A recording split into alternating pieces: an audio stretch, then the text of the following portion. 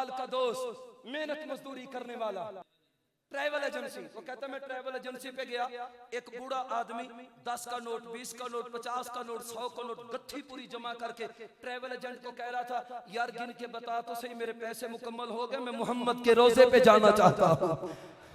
मेरे नबी का मरकज जहां है, मेरे पैगंबर का रोजा जहां है, कहां मदीना कहां चकवाल, कहां मदीना कहां पंजाब, कहां मदीना कहां पाकिस्तान। मेरे पाकिस्तान का मुसलमान, इंडिया का मुसलमान, जापान का मुसलमान, अमेरिका का मुसलमान, पूरी दुनिया का मुसलमान पैसे जमा करके अपने नबी के रोजे पे जाता है, जाली को चूमता है, दुरूद पढ़ता है, हाजिरी देता है, शिफात की उम्मीद लगाता है। पैगंबर ने फरमाया था जो मेरे रोजे पे आए क़यामत के दिन मैं मोहम्मद अपने रोजे के दीदार करने वाले की अल्लाह के सामने शिफात कर दूंगा।